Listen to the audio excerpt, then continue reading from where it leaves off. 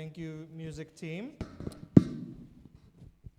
We will be mostly in 1 Corinthians chapter 14, but we will start with one verse in chapter 13. Kita akan berfokus pada pasal 14, tapi kita akan mulai membaca satu ayat dari pasal 13. I will, as usual, read in English.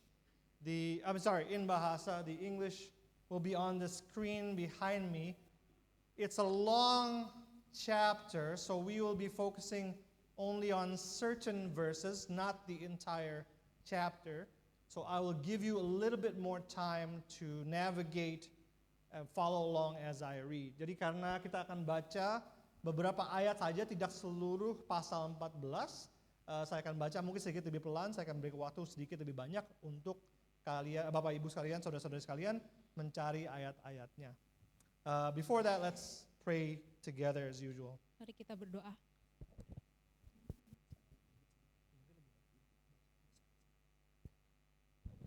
Lord God, our Father in heaven, Allah Bapa kami yang bertahta di dalam kerajaan surga, our Savior Jesus Christ, penyelamat kami Tuhan Yesus Kristus, and God, the Holy Spirit. dan Tuhan Roh Kudus, We come before you this morning, kami datang di hadapan-Mu pada pagi hari ini, hungering for your ways, lapar akan jalan-Mu, hungering for your word, lapar akan firman-Mu, hungering for your beauty and your truth, lapar akan keindahan-Mu dan kebenaran-Mu, hungering for your love, lapar akan kasih-Mu, hungering for holiness in us. lapar akan kesucian di dalam kami. Would you make it so through the preaching of your word this morning? Ya Tuhan, biarlah Engkau memberikan kebenaran itu melalui firman hari ini. In your name we pray. Di dalam nama-Mu kami berdoa. Amen. Amin. Mulai dengan pasal 13 ayat 11, starting with chapter 13 verse 11. Sorry.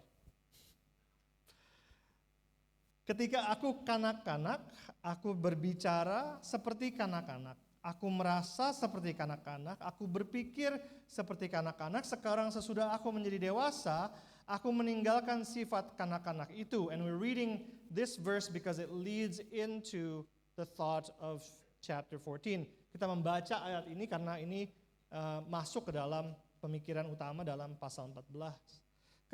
And then now chapter 14 verse 1. Kejarlah kasih itu, berusahalah memperoleh karunia-karunia roh, terutama karunia untuk bernubuat. Loncat ke ayat 4, jump down to verse 4 and 5. Siapa yang berbicara dalam bahasa lidah,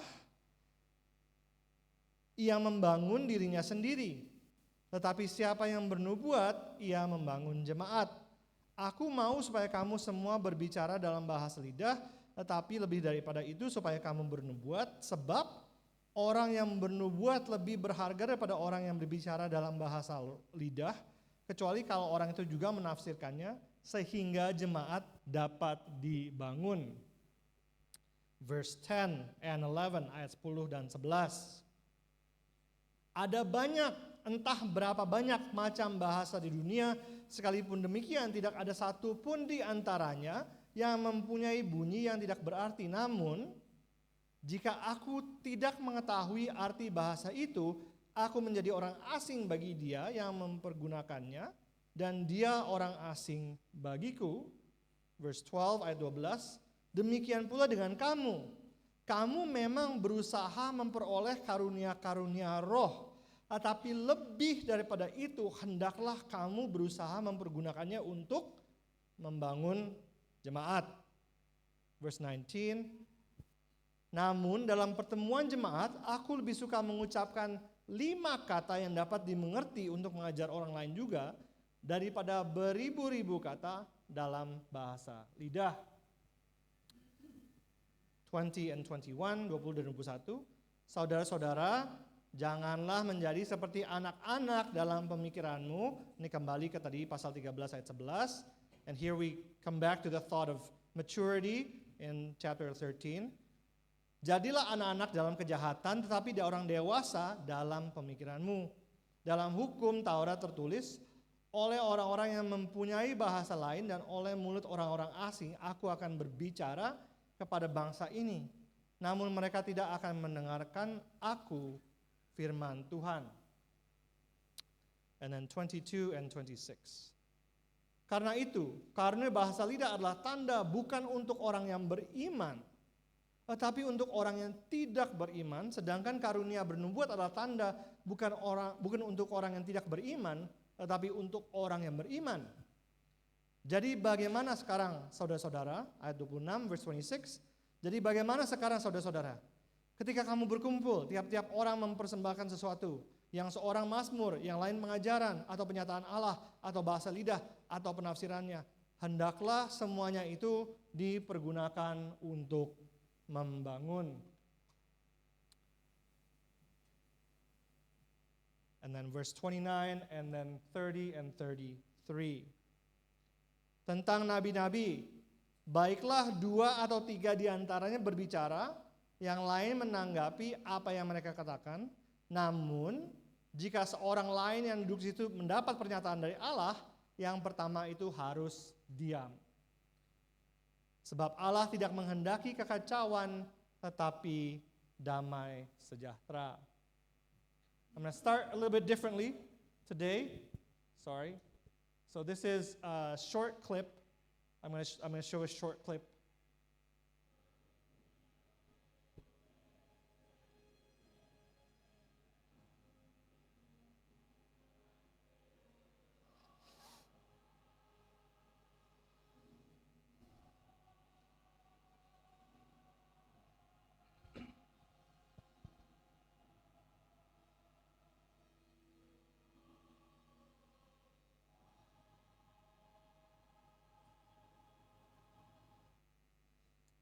Okay, great.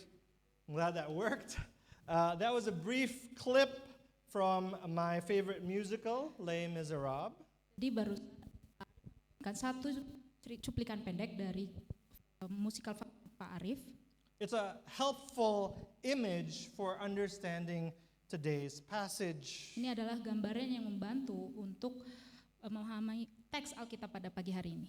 Why assemble so many people? Mengapa mereka mengumpulkan begitu banyak orang? What's the goal? Apa tujuannya? Obviously, to make harmonies that are more beautiful than the sum of its parts. Jadi jelasnya untuk menciptakan harmoni yang lebih indah daripada gabungan masing-masing bagiannya. Where everyone involved, including the audience, are thoroughly enjoying themselves. Di mana semua orang yang terlibat termasuk para menonton benar-benar menikmatinya. So Paul paints a picture in 1 Corinthians 14 that a church should be like this. Dan dalam 1 Korintus 14, Paulus menggambarkan bahwa gereja seharusnya seperti ini.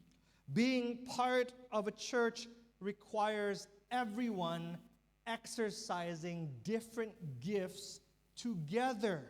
Menjadi anggota gereja membutuhkan seluruh tubuh untuk menggunakan karunia mereka yang berbeda-beda secara bersama-sama. Look at how there are only a few people at the very front as the lead singers. Lihatlah bahwa hanya ada beberapa orang di barisan paling depan yang menjadi penyanyi utama. Only some get the biggest songs. Tetapi hanya sebagian yang dapat menyanyikan lagu-lagu utama. They have the most lines, they get to sing more than anyone else. Mereka memiliki bagian lirik terbanyak dan bernyanyi lebih banyak daripada orang lain. Behind them, so there they are at the front, behind them is an orchestra. Di belakang mereka ada orkestra yang lengkap. Without the orchestra, this musical does not exist. Musikal ini tidak bisa berjalan. The singers need the orchestra to keep the whole thing in harmony. Dan para penyanyi ini membutuhkan orkestra untuk menjaga agar keseluruhan pertunjukan menjadi harmonis. But depending on where you sit, Tetapi- some people in the audience can't even see the orchestra. Tetapi tergantung di mana mereka duduk, banyak penonton yang tidak dapat melihat para pemain orkestra. The orchestra must play not to be seen, but to build up the whole. Jadi orkestra ini bermain bukan untuk dilihat, tetapi untuk membangun keseluruhan konser ini. And then behind the orchestra are about 100 people or so, maybe even more, singing in the chorus. Dan kemudian di belakang orkestra ada sekitar 100 penyanyi lain. You can barely see their faces. Dan Anda hampir tidak dapat bisa melihat wajah mereka. Moreover, their voices are lost in the chorus. Dan terlebih lagi suara mereka hilang di tengah keramaian. You can't tell one singer's voice from another's. Anda tidak dapat membedakan suara satu penyanyi dengan penyanyi yang lain. And when all the parts work together in harmony, only then do you get the beautiful whole. Dan ketika semua bagian bekerja bersama secara harmonis, barulah Anda mendapatkan keseluruhan yang indah. And then there's the audience. Dan kemudian ada penonton. The audience are there to listen to others, Dan para penonton di sana ada untuk mendengarkan orang lain. to enjoy them singing, playing instruments, speaking, and so on. Untuk menikmati orang lain bernyanyi, memainkan alat musik, berbicara, dan sebagainya. They're not there to listen to themselves. Mereka tidak beli tiket untuk mendengarkan diri mereka sendiri. All the parts have to agree to work together as a whole. Semua bagian harus sepakat untuk bekerja bersama sebagai satu kesatuan. The church must be like this, Gereja harus seperti ini, a harmonious chorus of spiritual gifts. bak satu paduan suara yang harmonis menggunakan karunia-karunia rohani. Because many of the Spirit's gifts have to do with talking or singing. Karena banyak karunia Roh Kudus berkaitan dengan bernyanyi atau berbicara. Verse 26, Dalam ayatnya yang ke-26, when you come together, each one has a hymn, a lesson, a revelation, a tongue, an interpretation. bila mana kamu berkumpul, hendaklah tiap-tiap orang mempersembahkan sesuatu, mazmur, pengajaran atau penyataan Allah, karunia bahasa lidah atau karunia untuk menafsirkan bahasa lidah. These are all gifts where people either talk or sing. Itu semua adalah karunia di mana orang-orang bernyanyi atau berbicara. And the goal, Dan tujuannya, let all things be done for building up. semuanya itu harus dipergunakan untuk membangun. Christians desire to exercise their God-given gifts in harmony with other Christians for building up the whole, the Dan church. Dan orang Kristen mendambakan untuk menggunakan karunia-karunia yang diberikan Allah dalam harmoni dengan orang Kristen lain untuk membangun gereja. You can't be a Christian and not want that. Anda tidak bisa menjadi orang Kristen jika Anda tidak menginginkan hal itu. But for this to happen requires spiritual maturity. Namun hal ini hanya bisa terjadi jika kita bisa memiliki kedewasaan rohani. Back to chapter 13, verse 11. Kita- When I was a child, I spoke like a child. I thought like a child. I reasoned like a child. When I became a man, I gave up childish ways. Di dalam pasalnya yang ke-13 ayat 11, ketika aku kanak-kanak, aku berkata-kata seperti kanak-kanak. Aku merasa seperti kanak-kanak, aku berpikir seperti kanak-kanak. Sekarang sesudah aku menjadi dewasa, aku meninggalkan sifat anak-anak itu. And then chapter 14, verse 20. Dan ayatnya yang pasal 14 ayatnya yang ke-20, Brothers, do not be children in your thinking, be infants in evil, but in your thinking, be mature.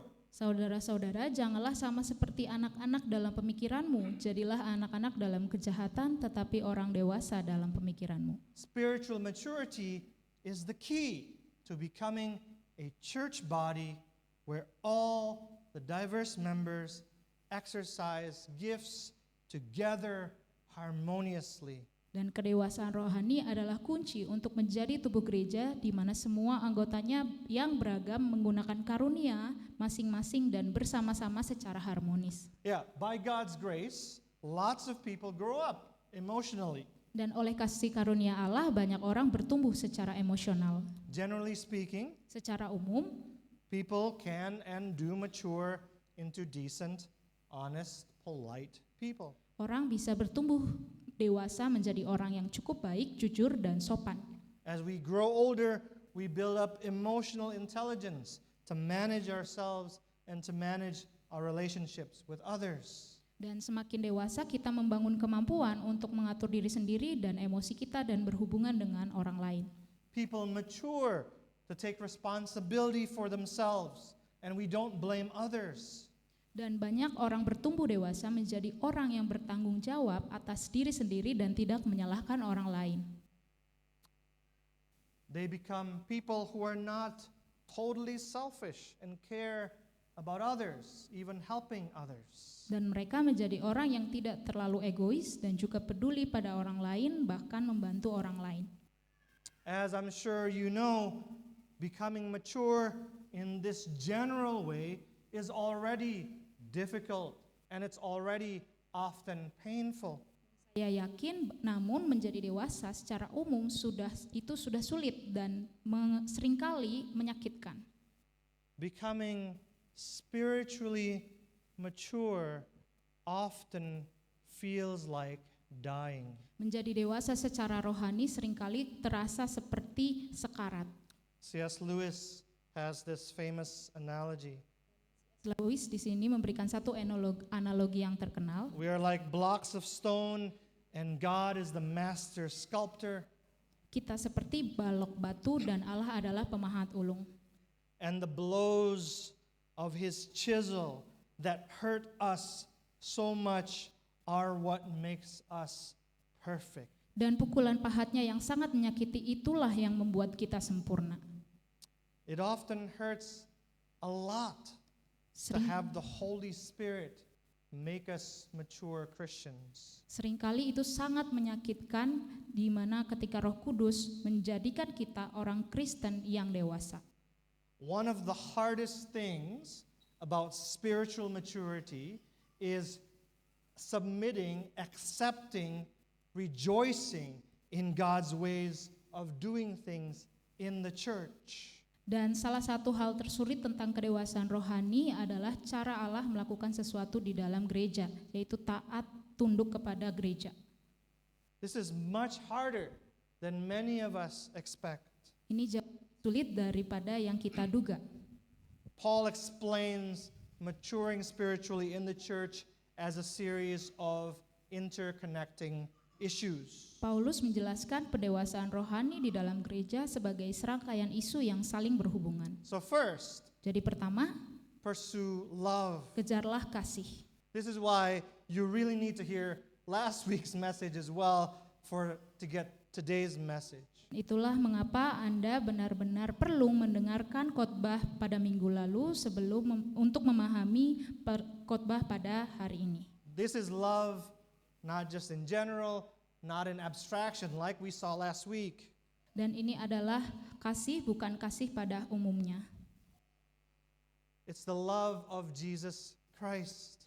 Ini adalah kasih, yaitu kasih Yesus Kristus. There is direct continuity from last chapter. Dan ada kesinambungan langsung dari pasal sebelumnya. For Christians, Jadi untuk umat Kristen, for people who worship and bow down to Christ as Lord, untuk orang yang menyembah dan bersujud pada Kristus sebagai Tuhan, being loved by Jesus and being indwelt by the Spirit go together as the keys to spiritual maturity. dikasihi oleh Yesus dan didiami oleh Roh Kudus berjalan bersama sebagai kunci kedewasaan rohani. And we must have those things in order to love others and use our gifts correctly. Dan kita harus mempunyai dua hal tersebut untuk bisa mengasihi orang lain dan menggunakan karunia kita dengan benar. Only after this does Paul talk about actual spiritual gifts. Dan setelah ini Paulus akan berbicara tentang karunia rohani. He mentioned several gifts, Dan dia menyebutkan beberapa karunia. but he focuses a lot on speaking in tongues and especially on prophesying. Tetapi berfokus pada berbicara dalam bahasa roh dan terutama pada bernubuat. as a reminder, Dan sebagai pengingat, we don't know exactly what prophesying was like in the Corinthian church. dan kita tidak tahu persis apa itu nubuat di gereja Korintus. It's probably close to a modern sermon, Mungkin mirip juga dengan khotbah yang modern, but as we'll see, it's also very different. tetapi seperti yang kita lihat sebentar lagi itu juga akan berbeda dengan khotbah kita. In any case, the point is clear. Namun poin utamanya jelas, In the world, ya, people work to build themselves up.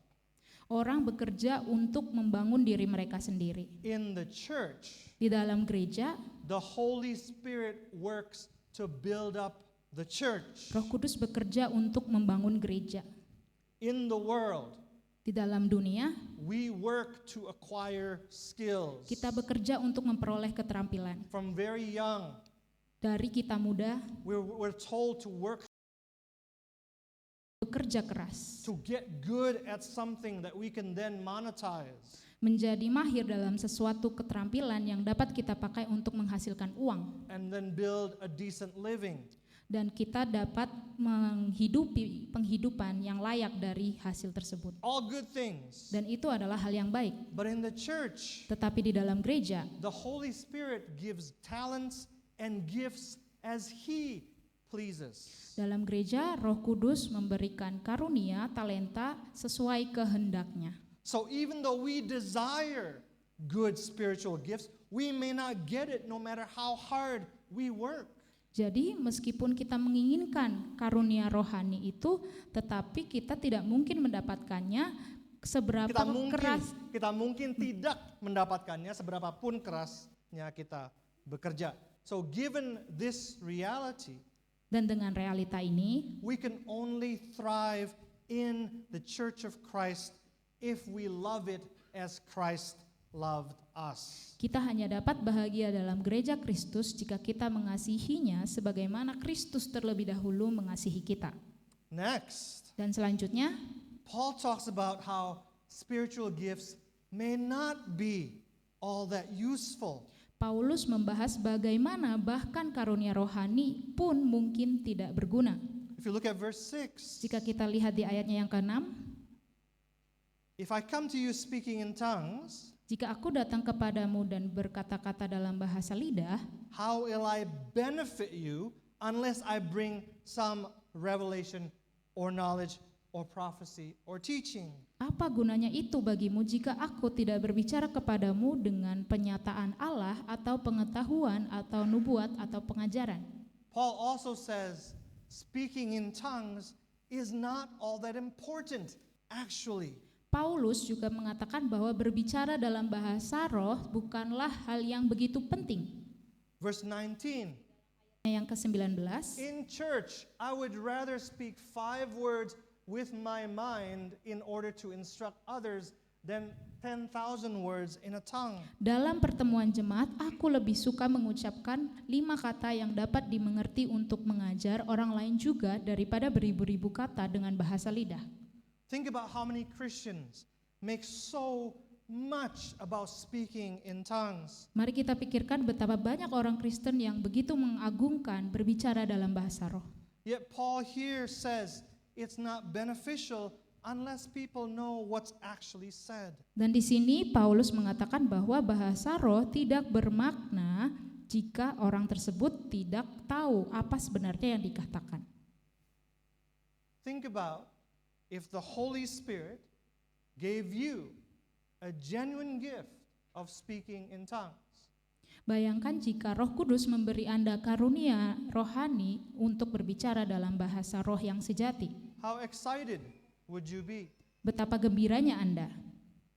How important would you feel as a church member? Bukankah Anda akan merasa menjadi orang penting di dalam gereja? But then say there's no one to interpret it here. Tetapi misalnya tidak ada orang yang menafsirkannya di sini. So you just have to keep it to yourself. Jadi Anda hanya harus menyimpannya sendiri. How frustrated would you be? Dan betapa frustrasinya Anda. In the world, Di dalam dunia, if you have a gift, you feel you have to use it. Jika Anda memiliki bakat, maka Anda harus menggunakannya. You expect to be treated well for your gifts. Dan Anda berharap akan diperlakukan dengan baik dengan talenta atau bakat Anda. We like impressive people.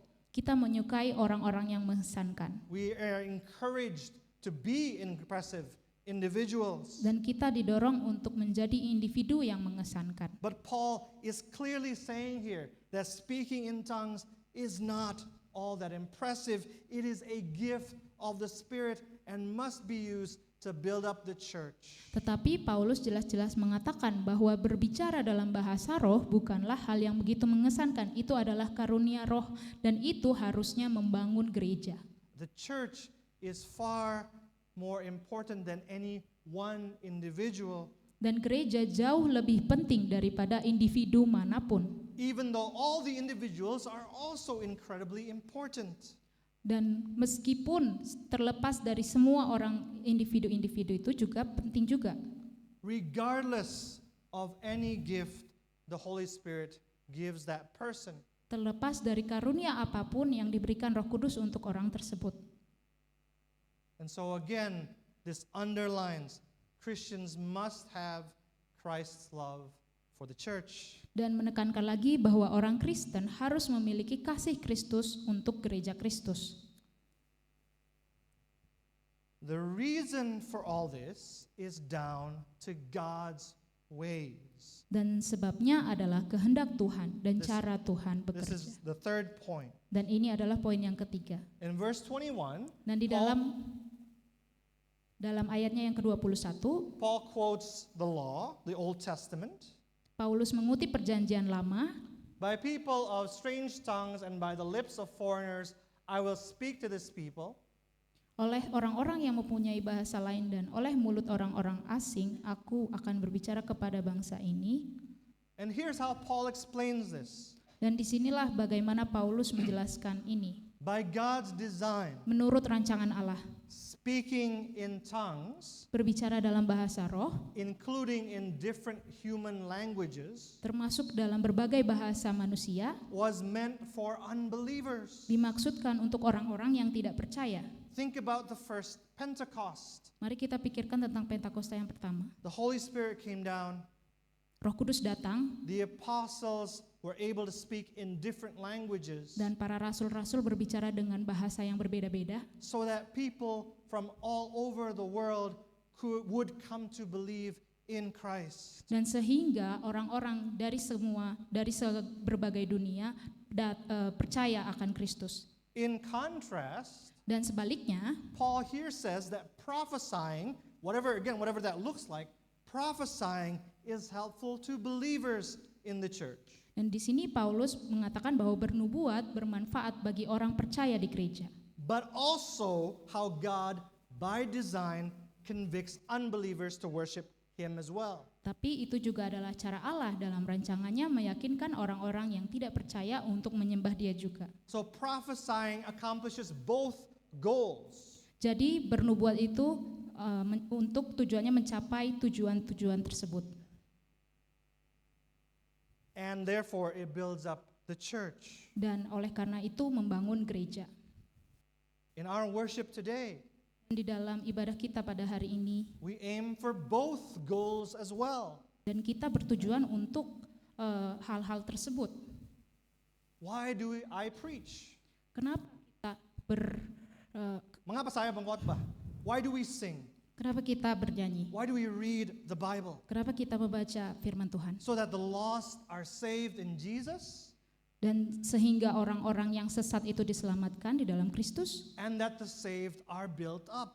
dan juga diselamatkan dan membangun gereja.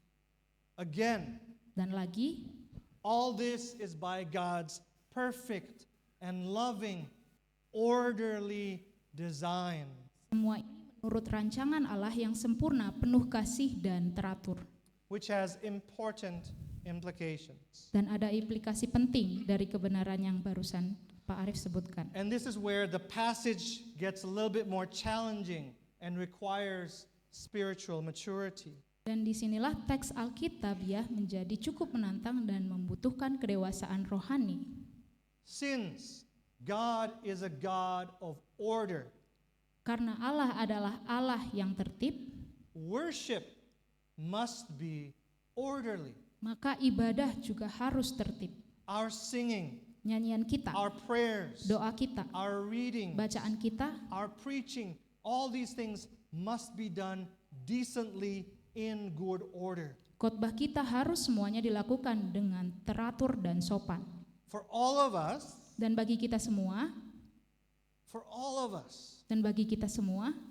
that often means choosing to be silent rather than speaking. seringkali berarti memilih untuk diam daripada berbicara. Look at verses 29 to 30 again. Mari kita lihat di ayatnya yang ke-29 dan 30. Let 2 or 3 prophets speak. Tentang nabi-nabi, baiklah 2 atau 3 orang diantaranya berkata-kata, Let the others weigh what is said. dan yang lain menanggapi apa yang mereka katakan. If a revelation is made to another sitting there, let the first be silent. Tetapi jika seorang lain yang duduk di situ mendapat pernyataan dari Allah, maka yang pertama itu harus berdiam diri. In our world, Di dalam dunia kita, we are all desperate to be taken seriously. kita semua sangat ingin dianggap serius. We are all desperate to be heard. Kita semua sangat ingin merasa didengar. We can be very offended when we feel ignored. Kita bisa sangat sensitif ketika kita diabaikan. In the world, people often ignore others to bring them down. Dan karena dalam dunia kita mengabaikan orang untuk bisa meremehkan mereka. In the church, that must not be true. Dan dalam gereja tidak bisa dan tidak boleh seperti itu. In the church, Di dalam gereja, staying silent, choosing to be silent, must not mean in any way that you are unimportant or unloved. di dalam gereja berdiam diri sama sekali tidak berarti Anda tidak penting atau tidak dicintai. In the church, staying silent does not mean you are not smart, you are not worthy of being taken seriously. Dan di dalam gereja berdiam diri sama sekali tidak berarti bahwa Anda tidak pintar atau Anda tidak layak dianggap serius. But it does take spiritual maturity not to speak, Tapi memang butuh kematangan rohani untuk tidak berbicara, especially when you have a genuine spiritual gift. terutama ketika Anda benar-benar memiliki karunia rohani yang tulus. So, we needed all of that to really focus on what the Spirit is doing in the church. Dan kita benar-benar butuh semuanya itu untuk kita tahu dan benar-benar memahami roh itu ada di dalam gereja And working to build up the church. dan bekerja untuk bangun gereja And also for the final point that Paul makes. dan untuk ke poin yang nanti akhir yang dimaksudkan oleh Paulus, Which is also the most difficult. yang mana nanti itu akan sangat sulit. To summarize, Dan untuk singkatnya, ya, the Holy Spirit gifts people as He wills. dan Roh Kudus memberikan karunia yang berbeda sesuai dengan keinginannya, His gifts are for building up the church. dan karunia-Nya untuk membangun gereja. This is according to God's design, Maksud sesuai dengan desain Allah, rancangan Allah, aturan Allah yang baik, sempurna, dan penuh kasih. For God is a God of order, not a God of chaos. karena Allah adalah Allah yang tertib bukan yang kacau. So even for prophesying, Bahkan untuk bernubuat, Paul allows 2 or 3 prophets to prophesy and then others to weigh the prophecy, to evaluate, to discuss what is said. Paulus mengizinkan 2 atau 3 nabi untuk bernubuat dan kemudian orang lain untuk menimbang nubuat tersebut untuk mengevaluasi apa yang dikatakan. In their context, Dan di konteks pada saat itu, the prophecy was complex enough that it requires discussion afterward. bernubuat dalam konteks mereka itu cukup kompleks sehingga langsung membutuhkan diskusi setelahnya. In our preaching today, Dan di dalam khotbah hari ini, we aim for everyone to understand without requiring discussion. kita bertujuan agar semua pendengar mengerti khotbah tanpa harus diskusi lebih lanjut. So, within that context, where they have to discuss the prophecy, some have to keep silent. Dengan konteks itu adalah bernubuat dan beberapa harus diam. Now we're ready to go to verses 33 and 34. Dan sekarang kita akan siap membaca di ayatnya yang ke-33 sampai 34. I think in Bahasa this is only verse 34. Dan di dalam bahasa Indonesia hanya di ayat yang ke-34. As in all the churches of the saints, Sama seperti dalam semua jemaat orang-orang kudus, the women should keep silent in the churches, perempuan-perempuan harus berdiam diri dalam pertemuan-pertemuan jemaat, for they are not permitted to speak, sebab mereka tidak diperbolehkan untuk berbicara, but should be in submission as the law also says. mereka harus menundukkan diri seperti yang dikatakan juga oleh hukum Taurat. This is a hard passage. Dan ayat-ayat ini cukup sulit. I am not about to claim that it doesn't say what it clearly says. Dan saya tidak akan mengklaim bahwa ayat ini tidak mengatakan apa yang secara dikatakannya. But we do need to read this with maturity.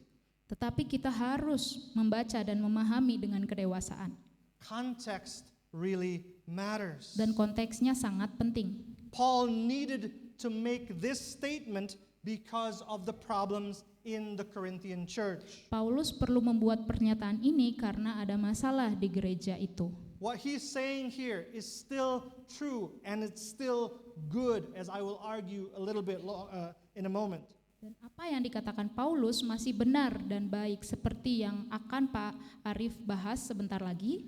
But the problem in Corinth was that their church services were not orderly. Tetapi masalahnya di jemaat Korintus adalah bahwa kebaktian gereja mereka tidak tertib. People were clamoring for attention. Orang-orang tersebut berebut mencari perhatian. There were lots of people speaking in tongues and prophesying and singing and so on. Dan ada banyak orang yang berbicara dalam bahasa roh dan bernyanyi dan sebagainya. Doing their own thing at the same time. Dan masing-masing melakukan hal-hal tersebut pada saat yang sama. It was chaotic and confusing. Dan itu kacau dan juga membingungkan. In our context, our problem is a little bit different. Dan dalam konteks kita, wujud masalahnya sedikit berbeda. During worship, during preaching, our problem is more when people talk or joke among themselves during the sermon. Dan di dalam gereja kita, masalah yang lebih umum adalah orang-orang berbicara atau bercanda sendiri selama khotbah. But we never have more than one preacher. Tapi tidak pernah ada lebih dari satu pengkhotbah. If there is more than one preacher present, Dan jika ada beberapa pengkhotbah yang datang dalam kebaktian, one preaches, the others keep silent. satu saja yang khotbah dan yang lainnya tetap diam. A couple of weeks ago when I was preaching at Christ Chapel Karawaci for Ascension, Dan beberapa minggu lalu ketika Pak Arif datang untuk ibadah kenaikan Kristus, there were about 2,000 people in attendance, dan ada hadir 2.000 orang, and there were at least 4 other preachers there that I knew.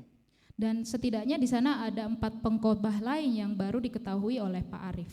Yang saya kenal. Oh, iya. While I preached, Dan ketika Pak Arif sedang berkhotbah, the other preachers kept silent, dan pengkhotbah yang lain akan tetap diam.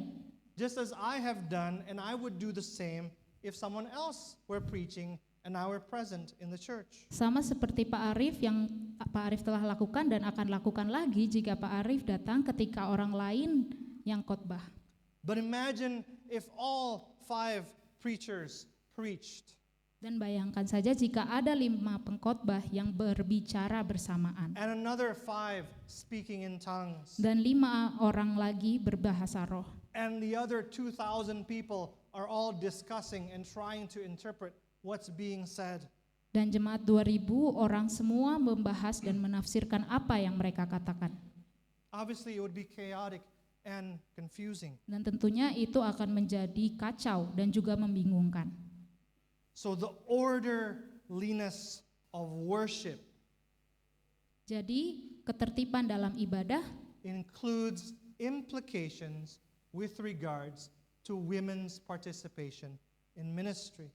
dan juga berdampak pada partisipasi kaum wanita dalam pelayanan gereja. But we need to say, Dan kita perlu mengatakan, in no way are women's thoughts less worthy of serious consideration. bahwa sama sekali tidak ada anggapan bahwa pemikiran perempuan tidak layak dianggap seserius pemikiran laki-laki. This is Paul's statement that women should be silent in church is not a general statement. Dan pernyataan Paulus ini bahwa perempuan harus diam di gereja bukanlah pernyataan yang umum. In the sense that it comes in the context Dan pernyataan itu muncul dalam konteks of prophesying and the evaluation of prophecy in a church worship service. nubuat dan mempertimbangkan nubuat di dalam ibadah gereja.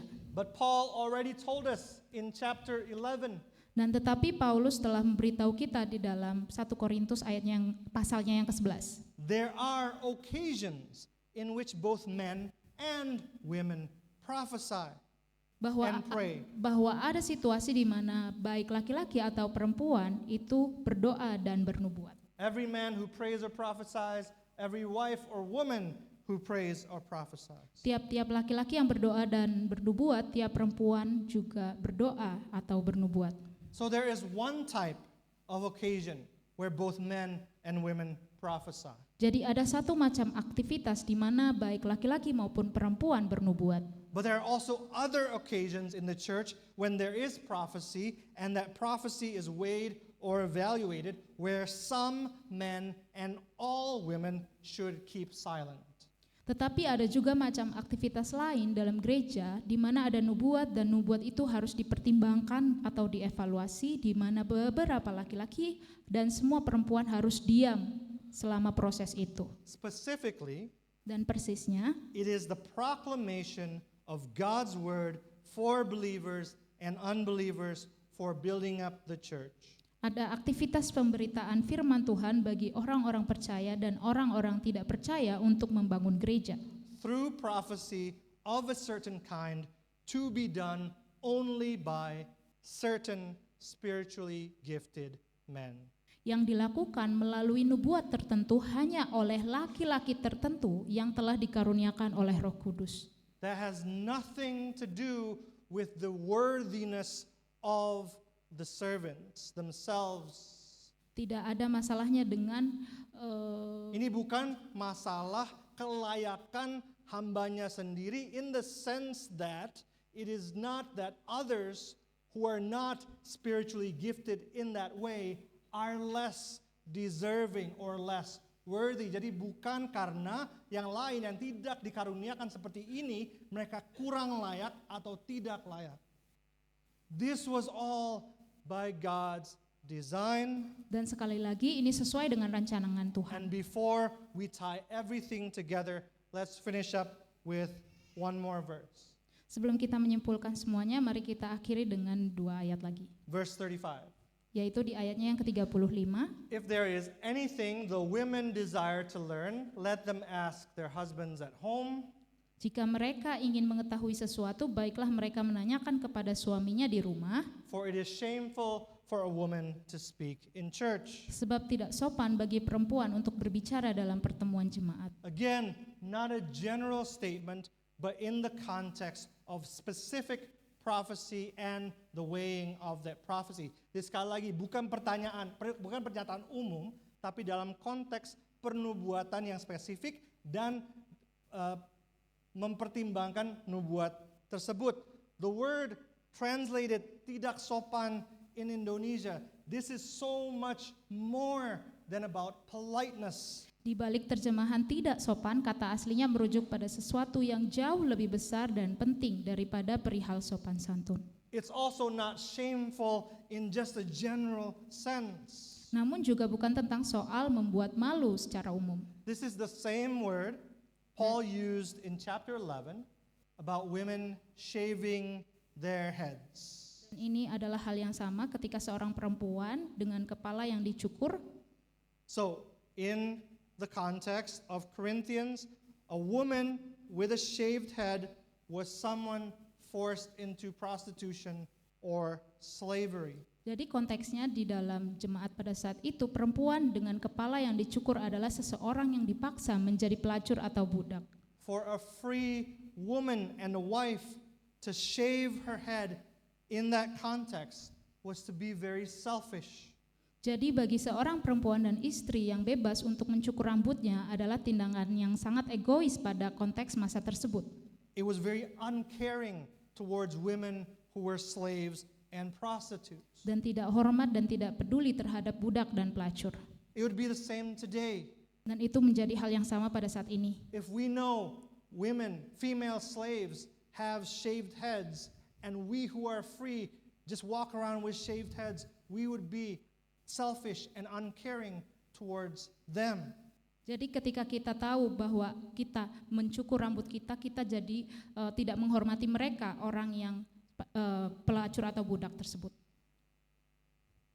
So what does this all have to do with the shamefulness that's talking about here? Jadi apa yang dimaksudkan dari yang Apa hubungannya antara situasi itu dan situasi yang Paulus gambarkan di sini? Well, in both chapters, in both chapter 11 and here, Paul brings the issue into the larger context of creation. Dan di pasal 11 ini, di sini Paulus membahas isu di mana konteks yang lebih luas lagi, yaitu tentang konteks penciptaan. Simply put, Jadi singkatnya, that men are created before women. bahwa laki-laki diciptakan sebelum perempuan. There is an order Dan di situ ada tingkatan that God uses bahwa Tuhan menggunakan in creation. di dalam penciptaan, There is an order that God uses in the church. dan ada urutan di dalam gereja. In the church, Di dalam gereja, spiritual gifts, karunia rohani the proper use of those gifts for building up the church. dan itu digunakan untuk membangun gereja. The use must follow God's order. Dan kegunaannya itu harus mengikuti tata gereja. There is a design and an authority that goes far above us. Dan itu ada desain, yaitu urutan yang jauh, Ada rancangan, ada otoritas yang jauh melampaui kita. This sounds really wrong to us, not because God is wrong. dan apa yang Paulus katakan terdengar sangat salah bagi kita karena kita telah berdosa. It sounds really wrong to us because we have sinned. Dan yang di sini Paulus katakan terdengar sangat salah karena kita berdosa. We don't want to submit to God's orderly design. Dan kita tidak mau menuruti rancangan dan aturan Allah. Instead, we make it ugly and broken. Dan alih-alih kita membuatnya buruk dan rusak. But the antidote to that impulse Dan obat penawar terhadap insting tersebut is not to explain it away, bahwa tidak menjelaskan bahwa itu salah atau buruk, bukanlah dengan menjelaskan semau kita, it's not to argue that Paul doesn't say what he says. bukan dengan membantah bahwa Paulus tidak mengatakan apa yang sebenarnya dia katakan. The antidote is to remember other key verses, Dan obat penawarnya adalah mengingat ayat-ayat kunci lainnya, including Ephesians 5. termasuk di dalam Efesus 5. Husbands, love your wives as Christ loved the church and gave himself up for her. Suami, cintailah istrimu seperti Kristus mencintai gereja dan menyerahkan dirinya untuknya. Christ nourishes and cherishes the church Kristus memelihara dan merawat gerejanya, because we are members of his body. karena kita adalah anggota tubuhnya. Do you hear that? Apakah Anda mendengar hal tersebut? Do you know this? Apakah Anda tahu ini? Do you believe this? Apakah Anda percaya akan hal ini? Do you believe that Apakah Anda Christ, percaya? do you believe that Christ nourishes and cherishes you as the church? Apakah Anda percaya bahwa Kristus memelihara dan merawat gerejanya sebagaimana kalian adalah anggota tubuhnya? Do you believe that Christ loves you in the way that only a perfect husband can love his wife? Apakah Anda percaya bahwa Kristus mengasihi Anda sama seperti suami yang mencintai istrinya? Do you truly know and believe that Christ gave himself up for you? Apakah Anda benar-benar percaya di mana Kristus memberikan nyawanya untuk kita semua? Do you know these things? Apakah Anda tahu tentang hal ini? Do you feel it? Apakah Anda merasakan hal itu?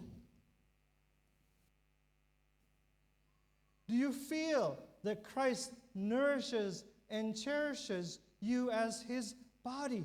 Apakah Anda percaya bahwa Kristus melihara dan merawat gerejanya karena kita adalah anggota tubuhnya?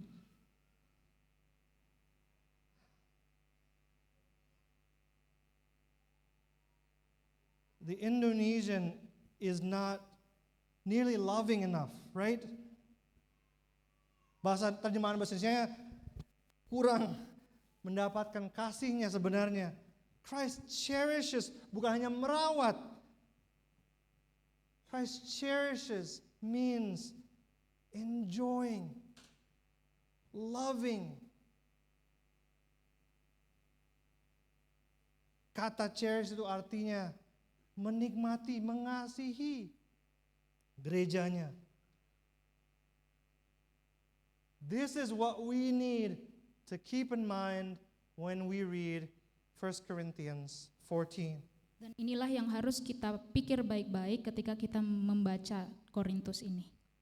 The idea of women keeping silent is problematic only because in our world, in so many ways, women are minimized and oppressed and abused.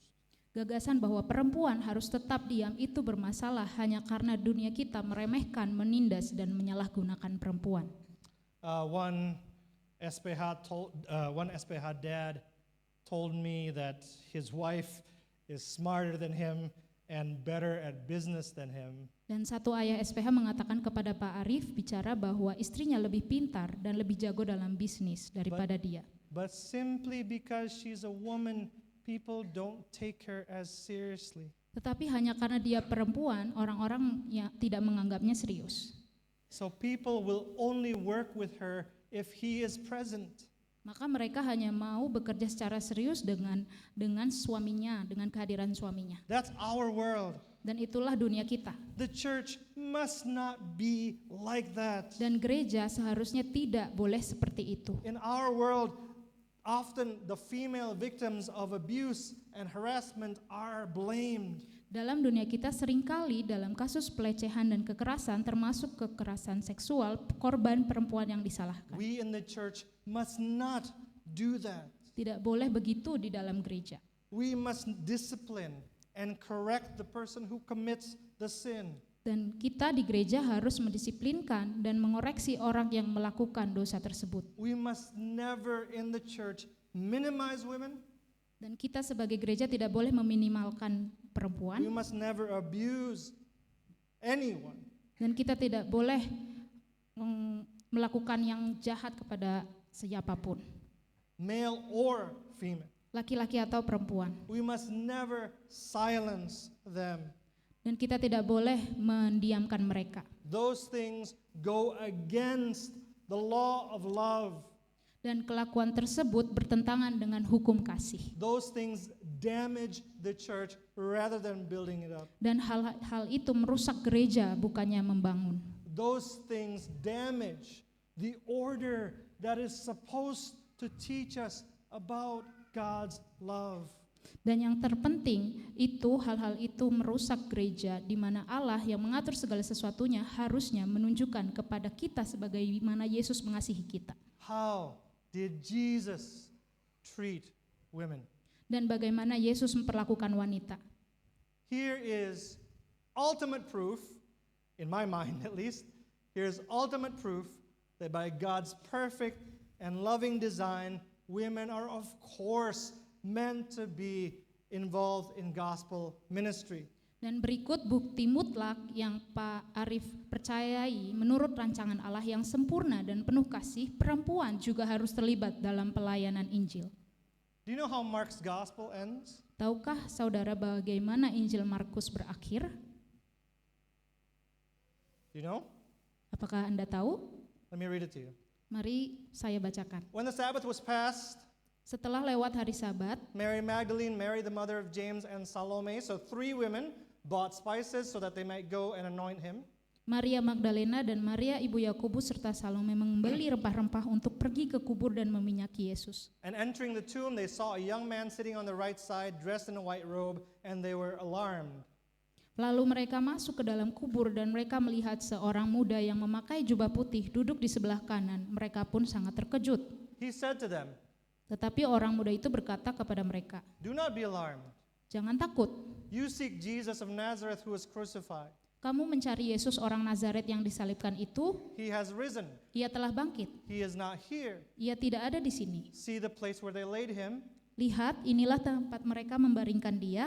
But go tell his disciples and Peter that he is going before you to Galilee." Tapi sekarang pergilah, katakanlah kepada murid-muridnya dan kepada Petrus, ia mendahului kamu ke Galilea, di sana kamu akan melihat dia seperti yang sudah dikatakannya kepada kamu. Who were the first to know about Jesus' resurrection? Siapa yang pertama kali mengetahui tentang kebangkitan Yesus Kristus? Who were tasked to tell the male disciples that Jesus had risen and was no longer in his tomb? Siapakah yang ditugaskan untuk memberitahu murid laki-laki bahwa Yesus telah bangkit dan tidak lagi berada di dalam kuburnya? Who were the entrusted by God with that good news? Siapakah yang pertama kali dipercayakan oleh Allah dengan kabar baik itu?